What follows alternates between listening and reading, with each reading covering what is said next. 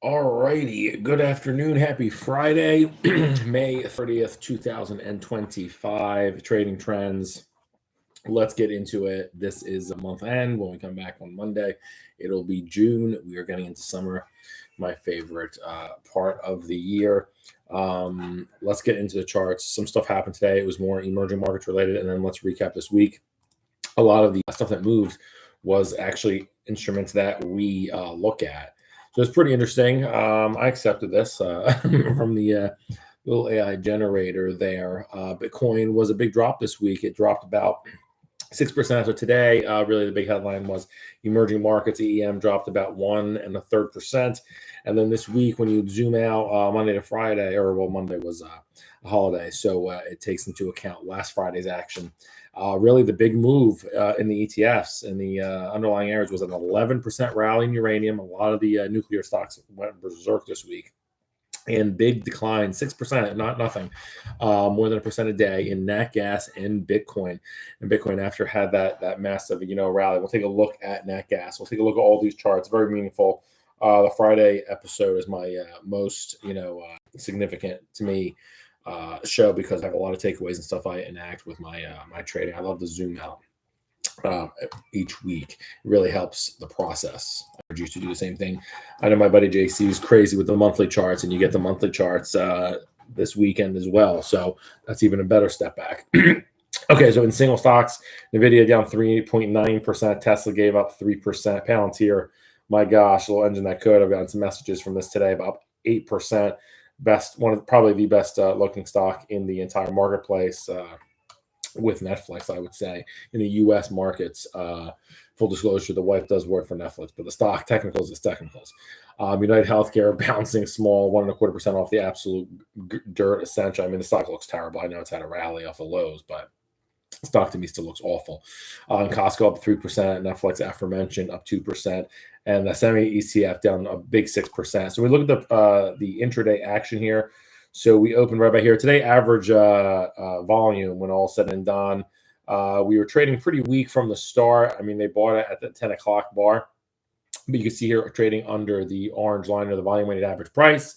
Very important to look at. We officially bottomed at 12:30, right around that European close, and then started to rally. The one that really picked up intensity was at the 2 o'clock hour. Let us surge above VWAP. And then we'll all said and done. We actually did close up about VWAP, but closed down about 10 bips.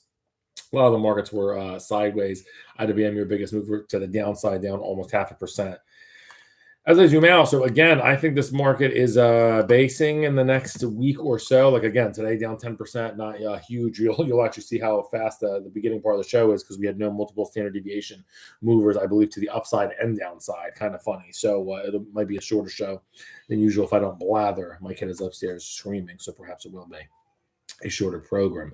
But yeah, I've been calling for, I'm looking for the market to base sometime next week, right around that 575 to 580 level. So another, about a 2%, 2.5% top sell off from here. And I think that will be your buying opportunity. And the S&P SPY will try to head towards 600 in mid to late June, possibly July. So I think stuff is really coming in right here. Again, very nice hold of the 200-day moving average, which is now starting to pick up. I don't want to say steam, but it is picking up, what is this, 25 cents a day, but that is momentum nevertheless. So a beautiful hold right there, technically held on May 23rd, just lovely, and then a rip-roaring gap on May 12th. So all very important here. And as long as, again, just a level to look at, 577 in SPY, that holds, your momentum is going to go to the upside. So that's the call on SPY. Let me get into some of these big movers on the day and the week. Here's the funny thing. Let me see if I remember it, or my early onset dementia was incorrect. So the gainers, no. Today there was nothing to the upside in terms of gainers, but to the downside, there were three. Let's take a look. Yeah, of course there were. We said there was emerging markets problems today, and one of the bigger declines is South Korea. There's down 1.9% here. We were talking about this, I believe, last week or so when it was having a profile change of itself. Like to see this overbought behavior. It looks like it may possibly signal the top. This 200-day is still declining, although it's starting to find just a balance there at 58 even. Who's texting me now on the show here? Overall EWI, yeah, not a great looking chart. Trying to etch out a comeback, kind of similar to what the S&P did starting May 14th. It's just recently stalled. I will say things look great and constructive if it drops at least to above a 50 RSI. You like to see that, and obviously hold a 200-day moving average. But in terms of the technicals, what I see fully targeted to the upside, I liked about 60.5 to $61, and it hit 62, let's call it. So a little bit overstretched. I think this will still trade with around a 59 to a 60 handle in the next week or so. Tough looking chart, because this is, and we'll see if this is emblematic of the market and other charts, but this is a tougher one because, again, you need to really see a hold of about, you'd love to see at least a week, but obviously a month is so much better, and they only started doing this on May 14th. So I'm not quite sure about the turnaround story, but as long as it's holding 58, super duper important, that would be something to look for. Next one, at the heart of the pain today, Chinese internet down almost 3%. This is a big move down. We haven't looked at this one in a little bit here. So again, Chinese internet down 3%. I think this is basing here right around 32 even. I don't think this 200-day moving average will be in jeopardy. I think potentially have another candle or two to the downside in this 32 excuse me, holds, and that'll be your buying opportunity. And then I think it probably has a nice spring to get to about 33.5 to 34, right where my cursor is. Then I think it starts to get a little bit heavy at 34. It could possibly go to 35, 35.5, but I think that's the trade. I think the sinks, not sinks, but I think it declines a little bit more, about 2-3%, similar to the overall market as I open the show. And then a 32 even right around there is going to be your trigger. So potentially 32, 34 call spreads or something thereabouts, or you can just sell puts. But I think this is looking ripe soon. Chinese internet. Overall, I do like FXI better than Chinese internet. But if you had to enter something, this is looking nice for a setup, in my opinion, on the shorter term. Of course, it's still range bound between 35 and between 35 quarter and 30, but I think it's setting up nicely. And then, of course, EEM, the broader EEM, got hit today, 1 1/3%, which is a major move, 1.2%. That is a multiple standard deviation move, which is why we're talking about it. Great looking chart. So the opposite, or not opposite, but a great looking chart here. Just a forgiveness period here, April 3rd to April 24th. Just an ugly 3 weeks for emerging markets, including a 52-week low on April 8th. And now, boy, have they sprung. I think this is going to decline in the next just about a week or so, kind of like the S&P. I think it's going to find a bottom here in the next week, right around 44.5, I would say. Right around here, I do believe in that, the 50-day moving average. I think it moves to right around there, and I think that will be your buy signal in this to send you towards 46.5. So I think you're getting a nice move in emerging markets. And again, kind of like what we were talking about before, as long as it holds that 50 RSI, to me, it signals more buyers buying pressure than sellers towards the close of every day and where it's closing its historic range. And it's looked like these have been stronger buyers than sellers since April 22nd. That is 5 weeks. That is decent to me with an overall backdrop of an uptrend. Okay, top 3 gainers of the past 5 days. This was the biggest move of the market this week in absolute terms. Uranium up 11.5% today, down about 77 bips. Let's take a look at this one as well. Some rotation. We haven't looked at this one in quite a while either. Uranium came so close to getting to its 52-week highs, which was struck the week before Halloween here at 34 even. It got so close, it got to 33.40 2 days ago, and then started to give up a little bit here. This thing, to me, got way above its skis in the near term. I had full valuation, even given the volatility expansion, to just about 30 even. It got as high as 33. So a lot of FOMO, a lot of crowding into this. This thing's been overbought, legitimately overbought since May 9th. So this has had a queue for 3 weeks. So very few red candles have actually just recently just started coming. I think this at least pulls back to about 30. This is almost nosebleed territory, in my opinion, right here. I think 30 is a very natural level for this, to digest these gains, this long period of overbought behavior, especially in the terms of this. The biggest spike up that 11.5% day in uranium on May 23rd, the most trading in uranium all year.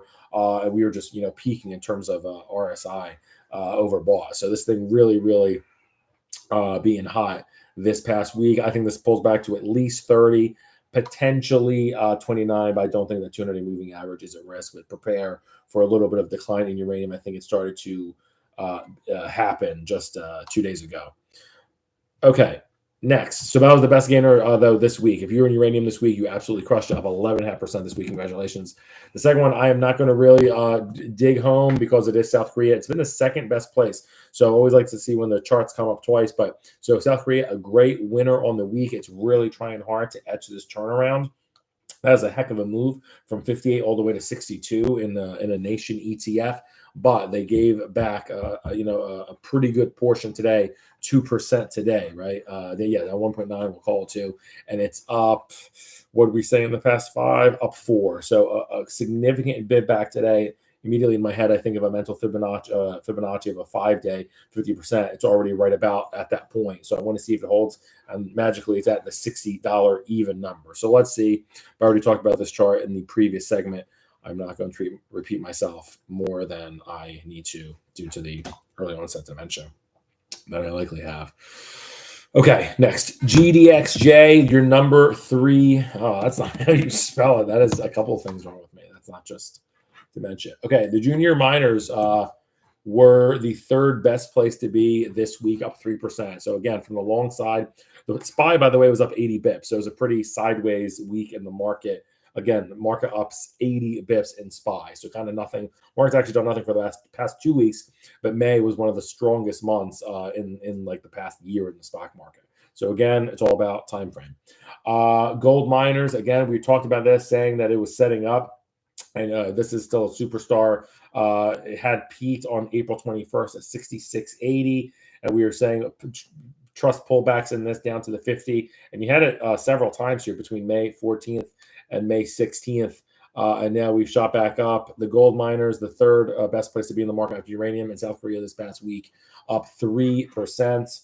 I like this one. I think this has a little bit more upside to go. Very near term. I think this heads to about 66.75, right around there in the next week, which would be basically matching its 52-week high. I will, we'll see if it actually etches out an actual new 52 high, but the momentum is strong with this one. That's what I'm calling for. I don't think the gold story is done by any stretch of the imagination, and the miners look good. Look like they're setting up right now with a nice kind of a jump after the uranium and the South Korea move.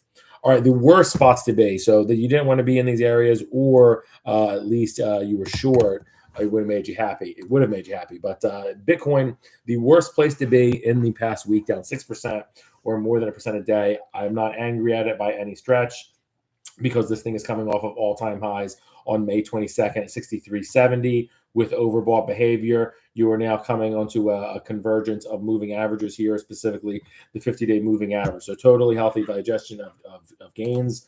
What do I see for Bitcoin? Very near-ish term. A little bit more basing right here around this is also a 21-day exponential moving average, right around 58.5 potentially. So a little bit more to the downside potentially. Want to see, as always, as I say, see how it trades this weekend. But IBIT looks great. I think it bases right around 58.5, and then it heads towards 63 again, and then hopefully going towards new highs is what it looks like. But it's absolutely sharp, great momentum. We'll talk about it later in the show too with our yearly recap. But Bitcoin, the worst place to be in these past 5 days, down 6%. Second place, and I don't know if my Tony from Italy is watching, but Nat Gas, the second worst place to be, down 6% this week, so just about the same as IBIT. So I don't want to say exited, because Bitcoin's a superstar. Nat Gas is, let me move that box, having some issues. So right here, let me see something. Un momento, por favor. Hold on. Oh, man. All right, so there we go. Yeah. Okay, so here's Nat Gas really having a change in character ever since April 21st. Some things happened for it because it's really kind of range bounded between 19 and 15, which is a decent range. The 200-day is still inclined here at 16.5. I think this base is, again, like what I said, right around this week. This is volatile, so it can move. I think potentially is down 2% today. maybe a little bit more downside down to about even as low as 15 even. I expect that April 24th low to hold. And then I do think you'll get a spring to about $17. I think it's not done with this this gut check it's trying to have. I think it springs from 15 to 17. So any kind of upside calls would pay depending on what they're priced at right now. Be careful, UNG, they're priced very cheap and you own a lot of contracts and notional underneath. So just be careful with that. But and commission costs can rank up. I think 15, 17 call spreads potentially. Check the deltas on that. You can buy 25 delta calls that expire in July. You can sell puts here, the 15 puts, see what they pay. But a couple of trades stand out at Nat Gas. I will look closer on Monday. And then the last place, the third worst place to be in this week was China. We highlighted the exit or the selling today in Chinese internet. Also here in the larger China ETF down 2% today. Ugly move this week in China down 3.5%, where, we saw S&P up 80 for comparison. So maybe a small bit of rotation, but I think this is a reversal buy. I think this holds and base is right around 52. Again, it's volatile. So maybe a little bit more to the downside, like right there is 52, but I do think that we're closer to the lows than the upside here. And I think this at least gets to 54, if not 56. But this looks strong. Again, a better looking chart than Chinese internet. I like MCHI or the FXI. So this, again, and we're starting to see just a little more severe weakness, I would say, with sub 50 RSI trading that we haven't seen since April 22nd. That being said, though, when that happened, it based for a week and then started to continue a move higher off of oversold conditions. So not really scared yet. I think this will base, as I said, with a 52 handle as it has right now. I think it gets to at least $54 over the next 2 weeks. So again, call spread candidate for that. We're selling of the putties. All right, top 3 trades of the past 5 days. If you had these 3 trades, you absolutely crushed Memorial week. Long uranium, short IBIT, short nat gas, crushed it. Again, you would have absolutely gotten to 11.5% in absolute terms from uranium. Short IBIT would have got you 6% in your pocket, and then nat gas at 6% in your pocket as well. All right, my favorite time. Let me see if there's any tickers or anything. No, it's Friday. People want to get out of here. Understood. The kid's screaming. All right. Oh, I got a question. What's up, Chris? Spotify? Let me, whatever you type in, I'll do at the end, but I do want to recap the year really fast with the best 3 ETFs. You're talking about Spotify, or I'll look it up at the end. Thank you, man. And go Yankees, and we got to get out again soon. All right. So, again, number 1 ETF in the entire past year, IBIT. Again, love when you get a little bit of reverse momentum. Again, the worst place to be this week, IBIT coming off all-time highs. Best ETF from last May 30th through this May 30th is IBIT, up 53% and coming off an all-time high just this week. You have to own it. It's just a matter of how much. Had many conversations. It's like Bitcoin is financially engineered to double each year with about 3 out of 10 years. And it's kind of the way it is until the jig is up. You can call it the tulip thesis, but you got to own Bitcoin. It's a matter of how much. We talked about it. I'm not going to kick home on the chart again here, but IBIT, number 1 performing ETF, up 53% year over year. Congratulations. Number 2, and they're actually tied, the gold miners and gold GLD, both up 39% year over year.